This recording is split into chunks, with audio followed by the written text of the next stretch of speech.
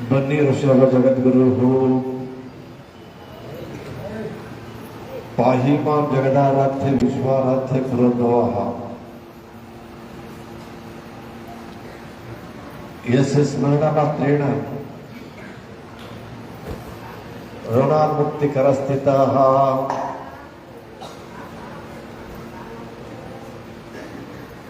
तं वन्दे जगदाधारं विश्वाराध्यं जगद्गुरुं। ಪ್ರಾತಃ ಸ್ಮರಣೆ ಗುರುಗಳನ್ನು ಸ್ಮರಿಸಿಕೊಂಡು ಕ್ಷೇತ್ರದ ಪುಣ್ಯ ಪುರುಷರಾದಂಥ ವಿಶ್ವಾರಾಧ್ಯರನ್ನ ಬಗಳಾಂಬಿಕಾ ತಾಯಿಯನ್ನು ಸ್ಮರಿಸಿ ಅವರ ಪವಿತ್ರ ಪ್ರಾಂಗಣದಲ್ಲಿ ನಡೆದು ಬಂದಂಥ ಬೆನಕನ ಅಮಾವಾಸ್ಯೆ ನಿಮಿತ್ತವಾಗಿ ದರ್ಶನಾರ್ಥಿಗಳಾಗಿ ಬಂದಂಥ ಸದ್ಭಕ್ತರ ಗುರುವಿನ ಪಾದಪೂಜೆ ನಂತರ ಪ್ರಸಾದ ಮತ್ತು ವರ್ತಮಾನ ಪೂಜ್ಯರ ದರ್ಶನಾಶೀರ್ವಾದವನ್ನು ಪಡೆದುಕೊಂಡು ಆಗಮಿಸಿದಂಥ ಸದ್ಭಕ್ತರಿಗೂ ಹಾಗೂ ವರ್ಷ ಪದ್ಧತಿಯಂತೆ ಶ್ರೀ ಕ್ಷೇತ್ರಕ್ಕೆ ಪಾದರ ಯಾತ್ರಾರ್ಥಿಗಳಾಗಿ ಆಗಮಿಸಿದಂಥ ಲಕ್ಷ್ಮೀಪುರದ ಭಜನಾ ಸಂಘದವರಿಗೂ ಶಹಾಬಾದದ ಭಜನಾ ಸಂಘದವರಿಗೂ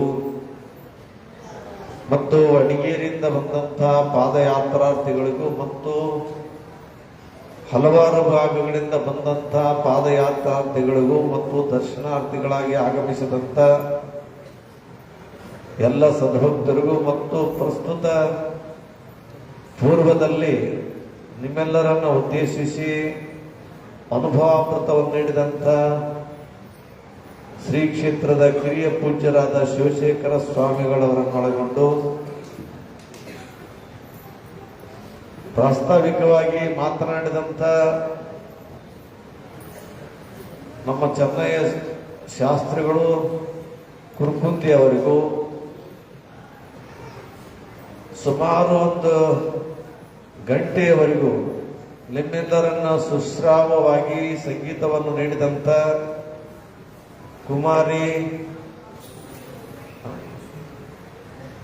ವಸುಂಧರಾ ಹೂಗಾರ್ ಸುರ್ಪುರ್ ಅವರಿಗೂ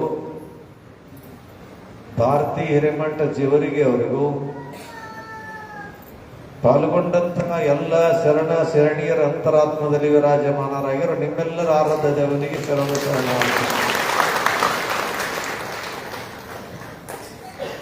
ಅರ್ಧರಾತ್ರಿಯಲ್ಲಿ ಎದ್ದು ಹೋದವರೆಲ್ಲ ಗೌತಮ ಬುದ್ಧರಾಗೋರಿನಯ್ಯ, ಸನ್ಯಾಸ ಸ್ವೀಕರಿಸಿದವರೆಲ್ಲ ಶಂಕರಾಚಾರ್ಯರಾಗೋರಿನಯ್ಯ, ಉಪನಯನವನ್ನು ನಿರಾಕರಿಸಿದವರೆಲ್ಲ ಬಸವಣ್ಣನವರಾಗುವರೇನಯ್ಯ, ಶಾಸನ ಉಲ್ಲಂಘಿಸಿದವರೆಲ್ಲ ಗಾಂಧೀಜಿಯವರಾಗುವರೇನಯ್ಯ, ಅಧಿಕಾರವನ್ನು ನಿರಾಕರಿಸಿದವರೆಲ್ಲ ಅಥರ್ಣೀಯ ಶಿವಯೋಗಿಗಳಾಗುವರೇನಯ್ಯ, ದಿಗಂಬರತ್ವ ಪಡೆದವರೆಲ್ಲ ಸದ್ಗುರು ವಿಶ್ವಾರಾಧ್ಯರಾಗುವರನೇ ಸ್ವತಂತ್ರ ಧೀರ ಸಿದ್ದೇಶ್ವರ ನಿನ್ನ ಹೆಸರೇಳುವರೆಲ್ಲ ನೀನಾಗುವರೇನಯ್ಯ.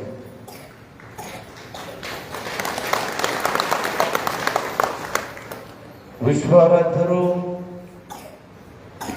ಮನುಕುಲದ ಉದ್ಧಾರಕರು, ಜಾತಿ ಮತ ಪಂಥ ಪಂಗಡಗಳನ್ನದೇ ಮಾನವ ಸಮಾಜವನ್ನ ಏಕಮುಖವಾಗಿ ಕರೆದುಕೊಂಡು ಹೋದಂಥ ತತ್ವಜ್ಞಾನಿಗಳು. ದೇಹ ಶಾಶ್ವತವಾದಂಥದ್ದಲ್ಲ, ಆತ್ಮದ ಅನುಭವ ಶಾಶ್ವತ ಅನ್ನುವಂಥ ಉದಾತ್ತ ತತ್ವಕ್ಕೆ ಹೋಗಿ ನಿಂತವರು ವಿಶ್ವಾರಾಧ್ಯರು. ದೇಹ ಶಾಶ್ವತ ಅಂದರೆ ಅದಕ್ಕೆ ಉಣಿಸ್ಬೇಕಾಗ್ತದ, ತಿನ್ನಿಸ್ಬೇಕಾಗ್ತದ, ಸ್ವಚ್ಛ ಇಡಬೇಕಾಗ್ತದ, ನಿದ್ರೆ ನೀರಡಿಕೆ ಅನಿಸ್ಬೇಕಾಗ್ತದ, ಅದರಿಂದ ನಾವು ಹೋಗ್ಬೇಕಾಗ್ತದ. ಅದು ನಮಗೆ ಶಾಶ್ವತ ಆದಂಥದ್ದಲ್ಲ. ಅಂಥದ್ರಲ್ಲಿ ಅನುಭವದಲ್ಲಿದ್ದಂಥ ನೀವೆಲ್ಲರೂ ಅಂತಿರ್ತೀರಿ, ನಮಗೆ ಬಹಳ ಶಾಶ್ವತ ಅದಾವ್ರಿ ಅಪ್ಪೋರಿ ಅಂತ ನೀವು ಅಂತೀರಿ. ನನ್ನ ಹೆಂಡತಿ ಬಂದ ನಂತರ ನಾ ಒಂದ್ ತಾಸು ಆಕಿನ ಬಿಟ್ಟು ಆಗ್ಲಲ್ರಿ, ಅಕ್ಕಿ ನನ್ನ ಬಿಟ್ಟು ಆಗ್ಲಂಗಿಲ್ಲ, ಸಾಯತನ ಇಬ್ರು ಕೂಡಿರ್ತೀವಿ ಅಂತ ಕೆಲವು ಮಂದಿ ಅಂತಿರ್ತೀವಿ. ನಮ್ಮ ಮನ್ಯಾಗ ನನ್ನ ಮಗಳು ಬಿಟ್ಟು ಇಲ್ಲಿ ಇರಂಗಿಲ್ರಿ, ನನ್ನ ಮಗಳು ಇನ್ನ ಗಂಡನ ಮನೆಗೆ ಹ್ಯಾಂಗ್ ಹೋಗ್ತಾಳ ಅಂತ ತಿಳ್ಕೊಂಡು ನೀವೇ ಅಂತಿರ್ತೀರಿ. ನನ್ನ ಮಗ ಮುಂದೆ ಹೇಳ್ತಿ ಮಾತು ಕೇಳಲ್ರಿ, ನನ್ನ ಬಿಟ್ಟು ಹೋಗಂಗಿಲ್ಲ ಅಂತ ನೀವ್ ಅಂತಿರ್ತೀರಿ. ಅನುಭವಿಗಳು ಹೇಳ್ತಾರ, ಯಾರೂ ನಿನ್ನವರಲ್ಲ, ಯಾರೂ ನಿನ್ನವರಲ್ಲ, ನೀ ಇದ್ದಾಗ ಎಲ್ಲರೂ ನಿನ್ನ ಬಳಿ ಬರ್ತಿರ್ತಾರ.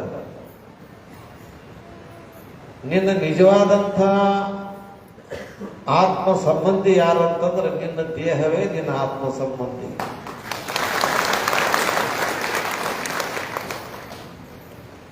ಎಲ್ಲರೂ ದೂರ ಹೋದ್ರೂ ನೀ ಬದುಕ್ತಿ, ಎಲ್ಲರೂ ಕೈ ಕೊಟ್ಟರು ನೀ ಬದುಕ್ತಿ. ನಿನ್ನ ದೇಹ ನಿನ್ನ ಕೈ ಕೊಟ್ಟರು ನೀ ಬದುಕಂಗಿಲ್ಲ, ನಿನಗಾದ್ರೂ ಇಡಂಗಿಲ್ಲ. ಶರೀರದಲ್ಲಿ ಒಮ್ಮೆ ಜ್ಯೇಷ್ಠತೆ ಶ್ರೇಷ್ಠತೆ ಅಂತ ಜಗಳ ಬಂದು ಅಂತ. ಕಾಲಂತೂ ನಾನು ಶ್ರೇಷ್ಠ ಅದೀನಿ, ನಾ ಅದೀನಿ ತಿಳ್ಕೊಂಡು ನೀ ಪಾದಯಾತ್ರೆ ಬಂದಿ, ನಾ ಅದೀನಿ ತಿಳ್ಕೊಂಡು ಮುಂದೆ ಮೈಸೂರು ದಸರಾ ನೋಡಕ್ ಹೋಗ್ತಿದ್ದಿ, ನಾ ಅದೀನಿ ತಿಳ್ಕೊಂಡು ಪುಕ್ಕಟ ಬಸ್ ಅದ ತಿಳ್ಕೊಂಡು ಇಲ್ಲಿ ಬಂತಲ್ಲಿ ಹೋಗ್ತಿದ್ದಿ. ನಾನೇ ಶ್ರೇಷ್ಠ ಅಂತ ಕಾಲಂದು ಅಂತ. ಕೈ ಅನ್ನುವಂತ ನೀ ಎಲ್ಲ ಶ್ರೇಷ್ಠ ಅದಿರು ಖರೆ, ನೀ ವಾದ ನಂತರ ಅಲ್ಲಿ ನೀಡಿದ ಪ್ರಸಾದ ಉಳ್ಳಂಗೆ ಯಾರು ನಿನ್ ಕಾಲ ನೋಡ್ತೇನೆ ಮಗನೇ, ಆ ಇಲ್ಲದ್ರೆ ನೀವು ಹೊಟ್ಟೆ ತುಂಬಲ್ಲ ಅಂತ ಕೈ ಅಂತ. ಕಿವಿ ಅನ್ನುವಂತ ನೀವೆಲ್ಲರಿದ್ರು ಕೂಡ ಅಲ್ಲಿ ಹೋಗಿ ಏನ್ ಹೇಳ್ತಾರೆ, ಕರಿ ಒದರ ಅದಕ್ಕಂತಿರ್ತಾರ. ಎಡ್ಡ ದುಕಾನ್ ಬಂದಾಗ ಒಂಥರ ನಾವಿದ್ರ ಚಲೋಪ್ಪ, ಇಲ್ಲಾಂದ್ರೆ ಕಿವುಡ ಅಂತ ಕರಿತಾರ ಅಂತ ಕಿವಿ ಅಂದುವಂತ. ಕಣ್ಣಂದುವಂತ ನೀವೆಲ್ಲರೂ ಇದ್ರಿ ಕರೆಪ್ಪ, ಆದ್ರೆ ನಾನೇ ಇರ್ಲಿ ಅಂದ್ರೆ ನೀ ಕಾಶಿಗಾದ್ರೂ ಒಂದೇ, ರಾಮೇಶ್ವರಕ್ಕೆ ಹೋದ್ರು ಒಂದೇ. ಎಲ್ಲಾದ್ರೂ ಏನು ಉಪಯೋಗ ಇಲ್ಲ, ಸೋಮಬಿಟ್ಟು ದುಬ್ಬನ್ಕ ಕೈ ಇಟ್ಕೊಂಡು ಹೋಗ್ಬೇಕಾಗ್ತದ. ನಾ ಇದ್ರೆ ನಿಮ್ಗೆಲ್ಲ ಶ್ರೇಷ್ಠ. ಮಮ ಜ್ಯೇಷ್ಠ ಮಮ ಶ್ರೇಷ್ಠ, ನಾನು ದೊಡ್ಡವ ಅಂತ ತಿಳ್ಕೊಂಡು ಒಂದಕ್ಕೊಂದು ಜಗಳಾಡಕತ್ತು. ಕಾಲಂತಂತ ಹೀಗದ ಮಾತು ಕೇಳಂಗಿಲ್ಲ ಮಕ್ಕಳು, ನನ್ನ ಮಾತೇ ಕೇಳಂಗಿಲ್ಲ ಅಂತ ತಿಳ್ಕೊಂಡು ಒಂದೆರಡು ದಿವಸ ಸುಮ್ಮನೆ ಬಿದ್ದು ಬಿಡ್ತದ ಕಾಲ.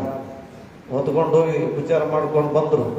ಒಂದು ವಾರ ಆಗಕತ್ತು ಕಾಲಂದು, ಮತ್ತೆ ಹೆಂಗದ ಮಗನೇ ನಾ ಇರ್ಲಿಲ್ಲಂದ್ರೆ ಯಾಕೆ ನಿಮ್ ಡ್ಯೂಟಿ ನಡೆದದು, ಸುಮ್ಮಂದ್ ಬಿಡೋ ಮನೆ ಯಾಕೆ ಕಿರಿಕಿರಿ ಹೆಚ್ಚಿದೆ ಅಂತ ಕಾಲು ಬಂದು ಕೈ ಅಂತಂತ.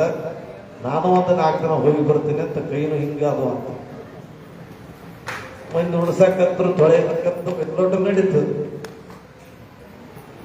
ಎಲ್ಲರೂ ಏನಕತ್ರ ನೀವಾದ್ರೆ ಹೆಂಗದಪ್ಪ, ನೀವಾದ್ರೂ ಜರ ತಿಪ್ಪಲ, ಆದ್ರೂ ಏನ್ ಪರವಾಗಿಲ್ಲ, ನಡೀತದೆ, ವ್ಯವಹಾರಕ್ಕೇನು ಕೊರತಿಲ್ಲ.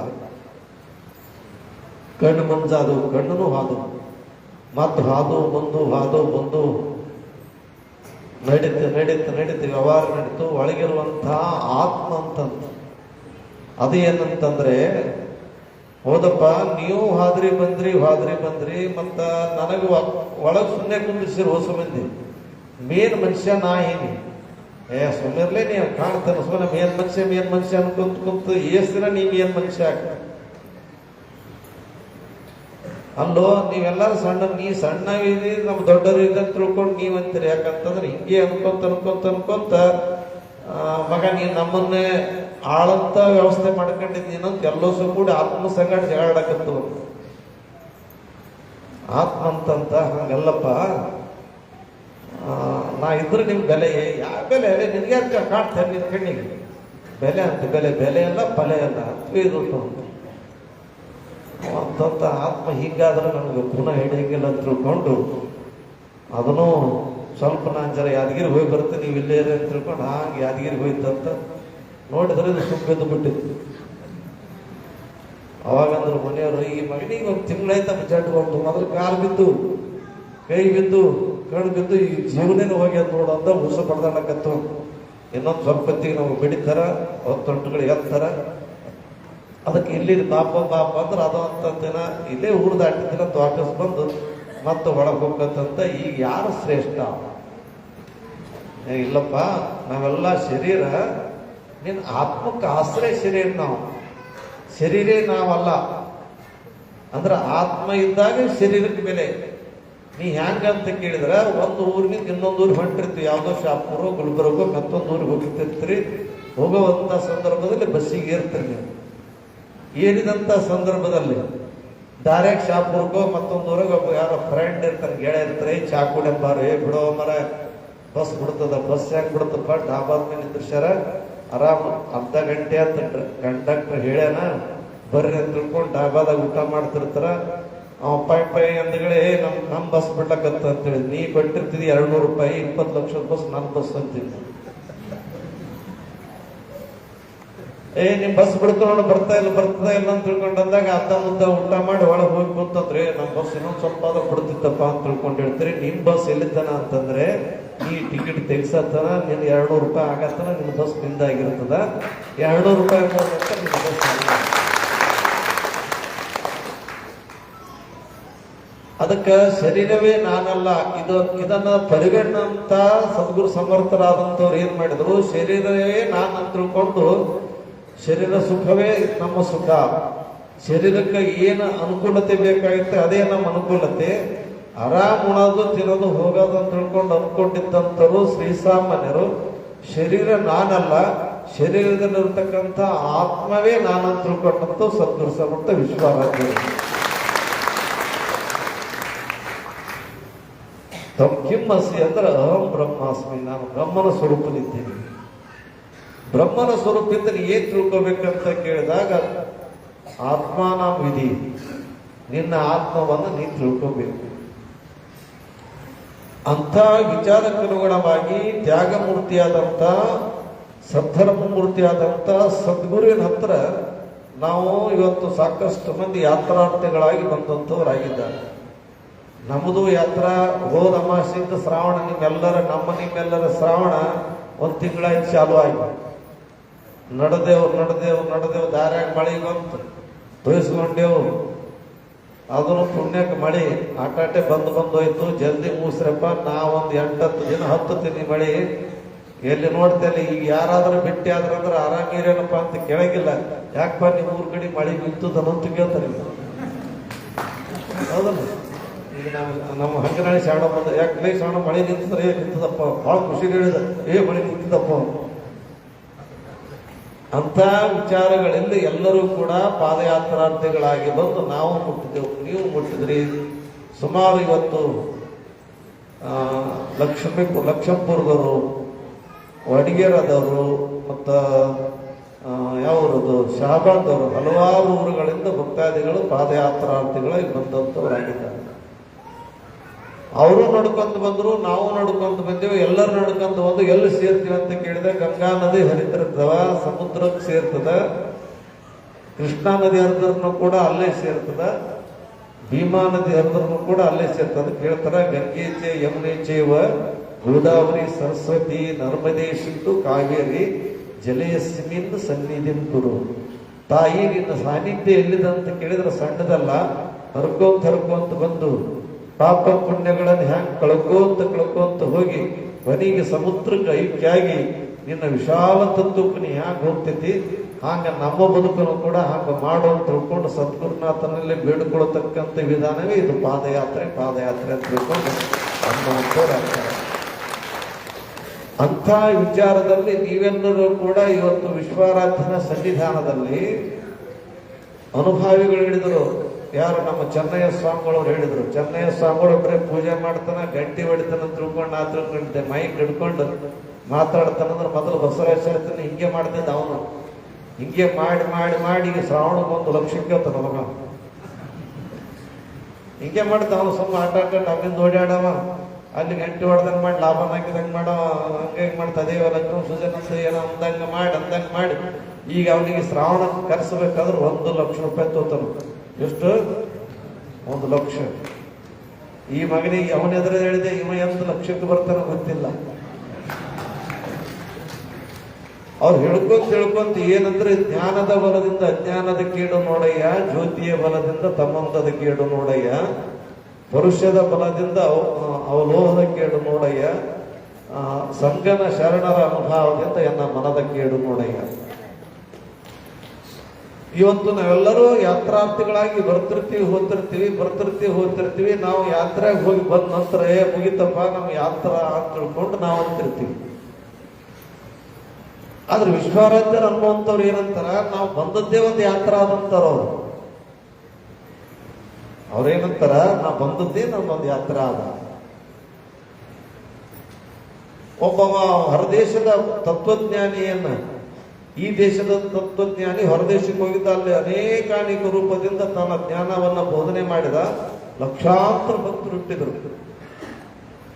ಹುಟ್ಟಿದ ನಂತರ ಮತ್ತೆ ಮರಳಿ ಗುರುಗಳು ಈ ಒಂದು ಸ್ವಸ್ಥಾನಕ್ಕೆ ಬಂದರು. ಅವಾಗ ಅಲ್ಲಿದ್ದಂತ ಭಕ್ತರು ಗುರುಗಳು ನೋಡಬೇಕಂತ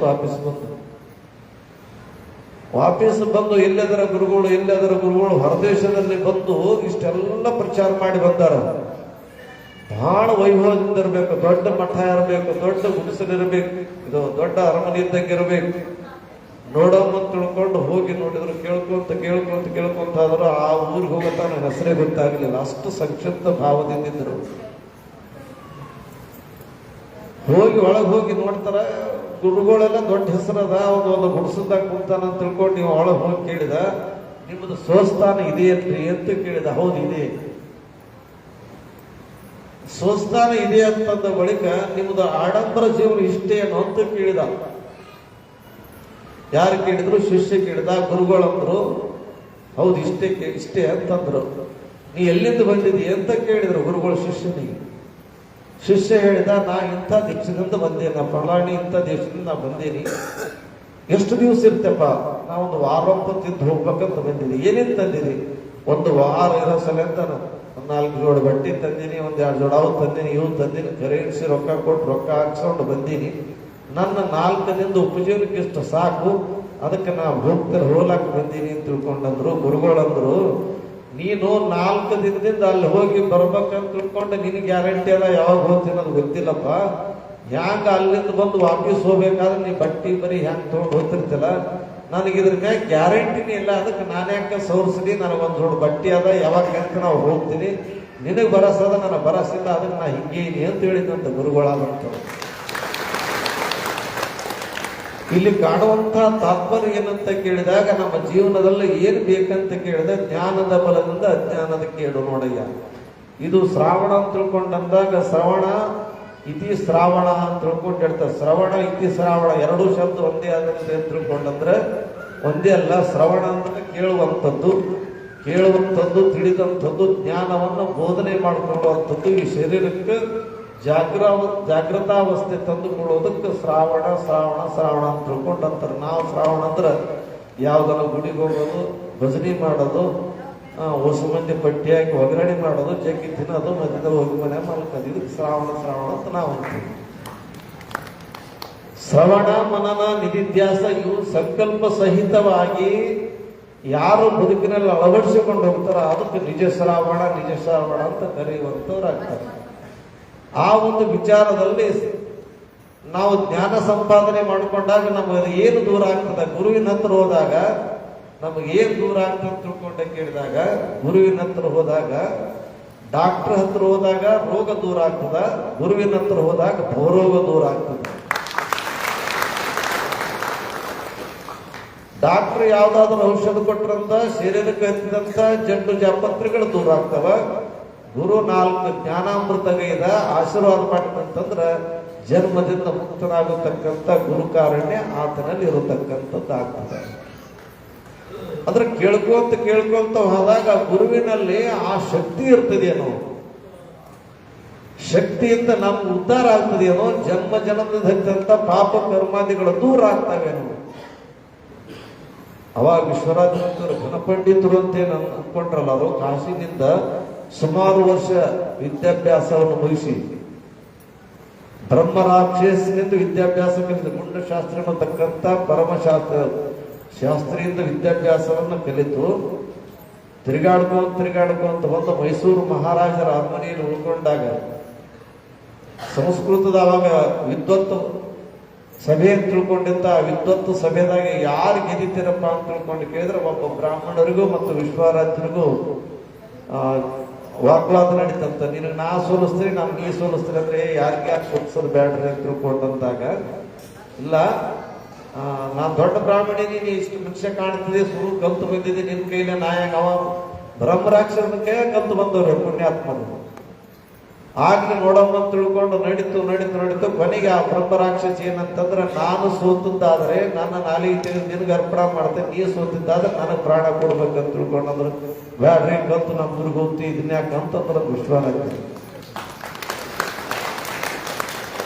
ಹಾಗಲ್ಲ, ಪರಮಸತ್ತ ಪರಮಾತ್ಮನ ಅನುಗ್ರಹ ನಿನಗೆ ಆಗ್ಯದಂತಂದ ಬಳಿಕ ಜ್ಞಾನದ ನಂದು ನಿಂದು ಪರೀಕ್ಷೆ ನಡಲಿ ಅಂತ ತಿಳ್ಕೊಂಡಂದಾಗ ನಡೀತು. ನಡೆದ ನಂತರ ಆ ಬ್ರಾಹ್ಮಣ ಸೋತ ನಂತರ ನಿನಗೆ ಏನು ಬೇಕು ಅಂತ ಕೇಳಿದಾಗ ವಿಶ್ವರಾದ್ರಂತ, ನೀನ್ ನಾಲಿಗೆ ಪಾಲಿಗೆ ಎದುಗೋದು ಬೇಡಪ್ಪ, ನಮ್ಮ ಊರಿಗೆ ನಾವು ಹೋಗ್ತೀನಿ, ನಿನಗೆ ಈ ಸತ್ಯ ಅಂದ್ರೆ ಬ್ರಹ್ಮ ಹತ್ಯೆ ದೋಷ ಬರ್ತಂತ ತಿಳ್ಕೊಂಡು ವಿಶ್ವರಾದ್ರಂದಾಗ ರಾಜರು ಕೇಳಿದ್ರಂತ, ನಿನಗೆ ಏನು ಬೇಕಪ್ಪ?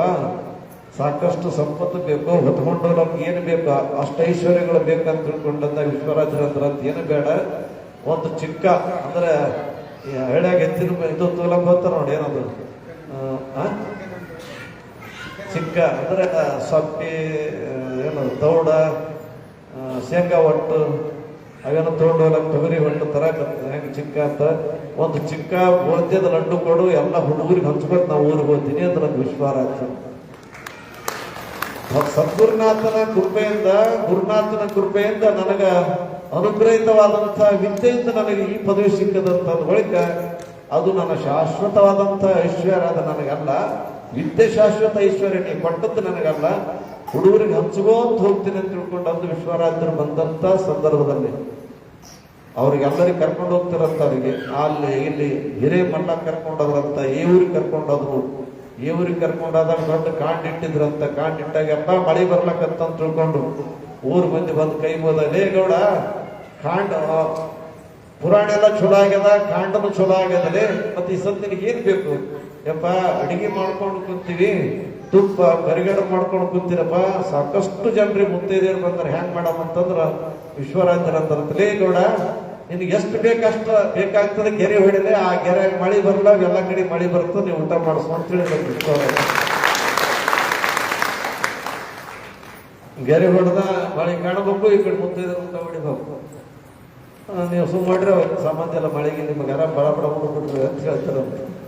ಅಂತ ಪಂಚಭೂತಾತ್ಮಕ ಶಕ್ತಿಗಳನ್ನ ತಮ್ಮ ದಿವ್ಯ ದೃಷ್ಟಿಯಿಂದ ತಮ್ಮ ಸಮಷ್ಟಿಯಲ್ಲಿ ಅಡಗಿಸಿಕೊಂಡಂತ ಸದ್ಗುರು ಸಮರ್ಥ ವಿಶ್ವರಾತ್ರಿಗೆ ಬಹಳಷ್ಟು ಜನ ಬರ್ತಿದ್ರಂತೆಪ್ಪ, ನಮ್ಮೂರಿಗೆ ಬಾ, ಜ್ಞಾನ ಬೋಧೆಗೆ ನಮ್ಮೂರಿಗೆ ಬಾ, ಉದ್ಧಾರ ಮಾಡು, ಅಂಧಕಾರದಲ್ಲಿ ಇರತಕ್ಕಂಥ ನಮ್ಮನ್ನ ಜ್ಞಾನದ ದಿವ್ಯ ಜ್ಯೋತಿಯಾಗಿ ಬಂದು ನಮ್ಮೆಲ್ಲರನ್ನು ಕೂಡ ಉದ್ಧಾರ ಮಾಡಂತ ತಿಳ್ಕೊಂಡು ಬಹಳಷ್ಟು ಮಂದಿ ಬರೋರಲ್ಲಿ ಠೇಂಗಡಿಯವ್ರನ್ನು ಕೂಡ ಬಂದ್ರಂತ. ಇಲ್ಲಿ ಚಿತ್ತಾಪುರ ತಾಲೂಕ ಠೇಂಗಡಿ ಅಂತ ತಿಳ್ಕೊಂಡ ಬಂದು ವಿಶ್ವರಾತ್ರಿಗೆ ಕೇಳಿದ್ರಂತ, ಯಪ್ಪ ನಮ್ಮ ಊರಾಗ ಒಂದು ಪುರಾಣಸ್ತಿ ಬರ್ಬೇಕಂತ ತಿಳ್ಕೊಂಡಂದ ವಿಶ್ವರಾತ್ರ ಹತ್ರ ತಲಲೆ, ನಾ ಹೇಳಿದಸ್ತಿ ನಮ್ಮ ಪುರಾಣ ನೀವ್ ಓದ್ತಿದ್ರೆ, ನೀವ್ ಹೇಳಿದಸ್ತಿ ನಮ್ಮ ಪುರಾಣ ನಾ ಹೇಳ ಅಂತ ಕೇಳಿದ್ರಂತ. ಈಗ ಎಂತಿರ್ತಾರ ನಿಮ್ಮ ಮನೆ ಬರ್ತೇವೆ ಬಾ ಯಪ್ಪ ಯಪ್ಪ ಯಪ್ಪ ಎಲ್ಲ ನಿಂದೆ ಬಾಪ್ಪ ಅಂತ, ಮನೆ ಓಪನಿಂಗ್ ಬರ್ರಪ್ಪ ಅಂತಿರ್ತಾರೆ. ಮನೆ ಓಪನಿಂಗ್ ಕರೆದೆ, ಏಪ್ಪ ನಿನ್ ಮನೆ ಅದ್ ಬಾ ಅಂತ ತಿಳ್ಕೊಂಡ ಅಂತಿರಿ ನೀವು. ಗುರುಗಳು ಆಯ್ತು ಅಂತ ತಿಳ್ಕೊಂಡು ಸ್ಟಾಫ್ ಇತ್ತು ತೊಗೊಂಬಂದ್ ಮಗನೇ ನಮ್ಮ ಮನೆ ಅಂತೆಲ್ಲಪ್ಪ ಸಹಿ ಮಾಡೋಣ ತೊಗೊಂಡು ಕೊಡ್ತಾರೆ. ಎಲ್ಲ ನಿನ್ನ ಆಶೀರ್ವಾದ ಕೇಳ್ತಾರೆ. ನಿಮ್ಗೆ ಗೊತ್ತದ ಗುರುಗಳು ಅವನದ್ ಕರೆ ಅವ್ರು ಏನು ಹೋಗಿಲ್ಲ, ಎಲ್ಲ ನಿಂತದಪ್ಪ. ಯಪ್ಪ ನೀ ಹೇಳಕ್ ಬಂದ್ರೆ ನಮಗೇನ್ ಕಲ್ತದಪ್ಪ, ನೀ ಎಷ್ಟು ದಿನ ಬೇಕು ಅಷ್ಟು ದಿನ ಹೇಳ್ತದ್ದೆ ಅಂತ ತಿಳ್ಕೊಂಡು ಅಂದಾಗ ವಿಶ್ವರಾತ್ರಿ ಹೋದ್ರ ನೋಡ್ಲಿ ಈ ಮಾತು ಕರೆಯಲ್ಲ ಗೌಡ, ಕರೆಯಪ್ಪ ಯಪ್ಪ, ಆಯ್ತು ನಡಿ ಬರ್ತೀನಿ ಅಂತ ತಿಳ್ಕೊಂಡು ಹೋಗಿ ಪುರಾಣ ಕುಂತ್ರಂತ. ಅದು ಅದ್ರ ಮ್ಯಾಗ ಶ್ರೀ ಗುರು ಬಸವಲಿಂಗಾಯ ನಮಃ ಅಂತ ತಿಳ್ಕೊಂಡು ಪುರಾಣದ ಮ್ಯಾಗ ಪುರಾಣ ತೆಗೆದ ನಂತರ 1 ತಿಂಗಳು 2 ತಿಂಗಳು ಆತು ಬಸವ ಪುರಾಣ. ವಿಶ್ವರಾಜರು ಹೋಗಿ ಕುಂತ್ರಂತ, ಗೌಡ ನಾ ಹೇಳಿದ ಮಾತು ನೆನಪ, ಅಪ್ಪ ನಿಂದ ಅನಂತ ಕೊಟ್ಟಿದ್ದು ನೋಡ ಅಂತ ತಿಳ್ಕೊಂಡಂದ್ರು. ಅಂತ ವಿಶ್ವರಾಜರು ಸಾಕ್ಷಾತ್ ಪರಶಿವನ ಅವತಾರಿಕೆ ಬಂದು ಪುರಾಣ ಹೇಳ್ತಾರಂತಂದ್ರ ಸಾವಿರಾರು ಜನ ಸೇರ್ತಿತ್ತು. ದಿನ ದಾಸೋಗ ನಡೀತಿತ್ತು. ಉಣಿಸಿದ ಗೌಡ 1 ತಿಂಗಳಾದ್ರೂ ಪುರಾಣ ತೆಗಿಲಂತ ಮ್ಯಾಗ ಶ್ರೀ ಗುರು ಬಸವಲಿಂಗಾಯ ಮನೆ 1 ತಿಂಗಳು ಹೇಳಿದಂತ ಗೊತ್ತೇ. ಗೌಡ ಅಂದಂತೆಪ್ಪ ಸಾಕಪ್ಪ, ಇನ್ನ ಪುಸ್ತಕ ತೆಗೆದಿಲ್ಲ, ತೆಗೆದುಗಳಿದೆ ಎಂಟದ ಎಂಬುದಂತ ಪುಸ್ತಕ ತೆಗೆದಿಲ್ಲ ಸಾಕು. ನಮ್ಮ ಮನ್ಯಾಗ ಇದ್ದದ್ದು ಗಾಳವ, ಅದು ಅಕ್ಕಿ, ಅದು ಗೋಧಿ ಐತಿ, ಬೆಲ್ಲ ಐತಿ, ಇನ್ನೇನು ಯಾರಿಗೇನು ಹೊಲಪಲ ಹಾಕ್ಬೇಕಂತ ಯಪ್ಪ ಸಾಕು. ಆಯ್ತರಿ ಅದು ವಿಶ್ವರಾತ್ರಿ ಪುರಾಣ ಹೇಳಕ್ ಶುರು ಮಾಡಿದ್ರಂತ. ಇಳ್ಕೊಂತಿರುವಾಗ ಅಲ್ಲಿ ಪುರಾಣದ ಕಟ್ಟಿಯ ಬಲಭಾಗ